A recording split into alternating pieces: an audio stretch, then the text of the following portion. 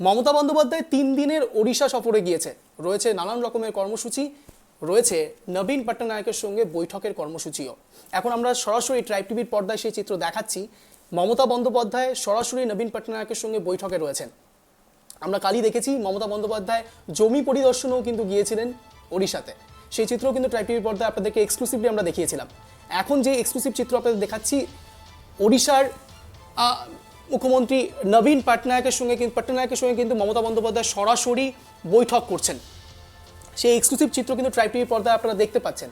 এই বিষয় নিয়ে অনেক কিছু এখনো জল্পনার সঙ্গে জুড়ে রয়েছে।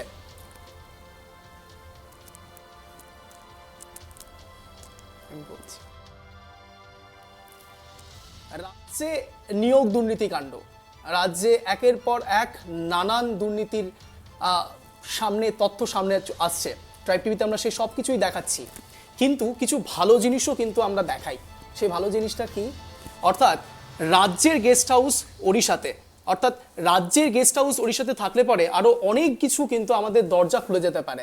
সেই জিনিসটাও কিন্তু মমতা বন্দ্যোপাধ্যায় করছেন, সেই জিনিসটাও আমরা দেখাচ্ছি। এই মুহূর্তে এক্সক্লুসিভ চিত্রও কিন্তু আপনাদের দেখাচ্ছি। মমতা বন্দ্যোপাধ্যায় নবীন পট্টনায়কের সঙ্গে বৈঠকে বসে রয়েছেন, থাকবে নানান রকম কর্মসূচি এবং সেই বিষয়গুলোর দিকে আমাদের নজর থাকবে। যে বিষয়টি বারবার করে বলছি, গেস্ট হাউস, কাল কিন্তু জমি পরিদর্শনে গিয়েছিলেন মমতা বন্দ্যোপাধ্যায়। সৈকত আবাসে সেই জমি পরিদর্শন হয়েছে, মমতা বন্দ্যোপাধ্যায় সেই জমি পরিদর্শন করেছেন। তার সাথে কিন্তু আরও অনেক বিশিষ্ট বর্গরাও ছিলেন।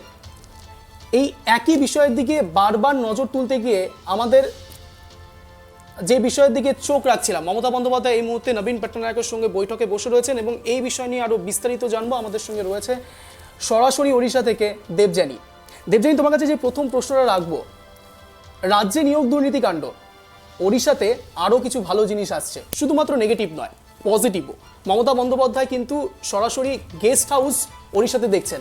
আজ সরাসরি সেই চিত্র কিন্তু আমরা ট্রাইব টিভির পর্দায় দেখাচ্ছি। মমতা বন্দ্যোপাধ্যায় এই মুহূর্তে নবীন পট্টনায়কের সঙ্গে বৈঠক করছেন।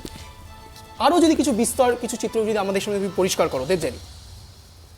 দেখো, মমতা বন্দ্যোপাধ্যায় ওড়িশা সফরের দ্বিতীয় দিনেই জমি পরিদর্শনে গিয়েছিলেন এবং সেখানে তিনি বলেছিলেন যে প্রচুর বাঙালি যারা আসেন পুরীতে, বছরে 5বার অনেকে আসেন এবং তাদের সেভাবে থাকার জায়গা নেই, জায়গা হয় না। বিভিন্ন যে পুরীর উৎসবগুলো হয়, রথযাত্রা, স্নানযাত্রা, তো সেখানে বাঙালিদের জন্য, বাংলার মানুষের জন্য একটা গেস্ট হাউস, একটা সরকারি অতিথিশালার খুব প্রয়োজন আছে এবং সেই প্রয়োজনের কথা ভেবেই তিনি উড়িষ্যায় পুরীতে একটা বঙ্গভবনের আদলে, যেটা দিল্লিতে যে বঙ্গভবন আছে সেই বঙ্গভবনের আদলে একটা অতিথিশালা করার সিদ্ধান্ত নিয়েছে।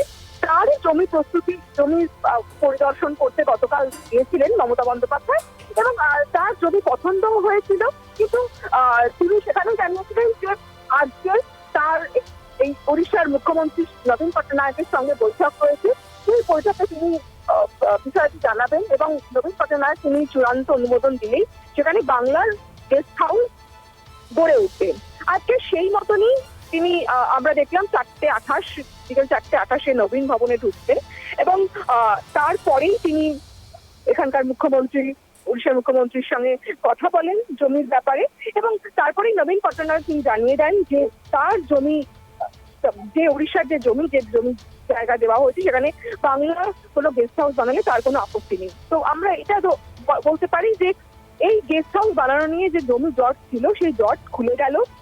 এবার এখানে পুরীতে বাংলার গেস্ট হাউস গড়ে উঠবে এবং বাঙালিরা এখানে এসে থাকতে পারবে। তার মানে নিশ্চিন্তে কোনো একটা জায়গাতে তুমি এটা বলছো, তার মানে তুমি এই জায়গাটা বলছো যে রাজ্যের মানুষের জন্য একাধারে যদি খারাপ খবরও থাকে তাহলে এটা একটা ভালো খবর। কি বলছো দেবযানী?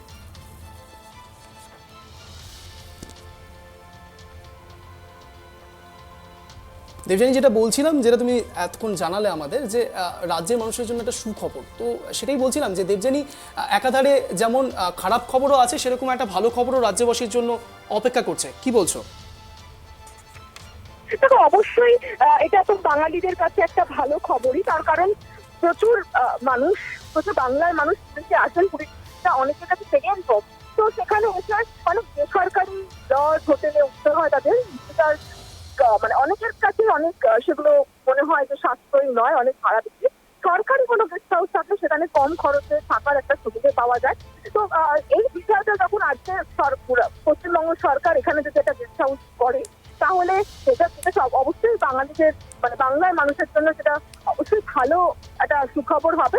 এবং একই সঙ্গে মমতা বন্দ্যোপাধ্যায় আজকে নবীন পট্টনায়কের সাথে যেটা জানিয়েছেন, আমরা যেটা জানতে পারছি সেটা এখানে যে সমস্ত বাঙালিরা ব্যবসা করে, যে বাংলার মানুষ মানে ব্যবসাদাররা রয়েছে, ব্যবসায়ীরা রয়েছে, তারা বেশ কিছু সমস্যার কথা জানিয়েছে। সেই সমস্যার কথাও কিন্তু তিনি মুখ্যমন্ত্রী নবীন পট্টনায়কের কাছে, উড়িষ্যার মুখ্যমন্ত্রীর কাছে মমতা বন্দ্যোপাধ্যায় জানিয়েছেন বলে আমরা এখনো পর্যন্ত জানতে পারছি। অঞ্চল, ঠিক আছে, ধন্যবাদ দেবযানী। আমরা যে বিষয়ের দিকে ফোকাস করছিলাম, মমতা বন্দ্যোপাধ্যায়ের সঙ্গে নবীন পট্টনায়কের সরাসরি এক্সক্লুসিভ বৈঠক আমরা ট্রাইব টিভির পর্দায় সেটা দেখাচ্ছি, যেটা দেবযানী এতক্ষণ পর্যন্ত আমাদের জানিয়েছে। অর্থাৎ রাজ্যবাসীর কাছে এটা কিন্তু যথেষ্ট সুখবর। এবার থেকে যারা ব্যবসা বাণিজ্যের নানান রকম সমস্যার সম্মুখীন হচ্ছিলেন, সেই বিষয়েও কিন্তু মমতা বন্দ্যোপাধ্যায় সরাসরি নবীন পট্টনায়কের সঙ্গে কথা বলেছেন। শুধু তাই নয়, নানান রকম সুযোগ সুবিধাও কিন্তু রাজ্যবাসী পাবে এই গেস্ট হাউস হলে। এই যাবতীয় বিষয়ের দিকে আমাদের নজর থাকবে, ট্রাইব টিভি সেই সবগুলো জিনিসের দিকে ফোকাস রাখবে।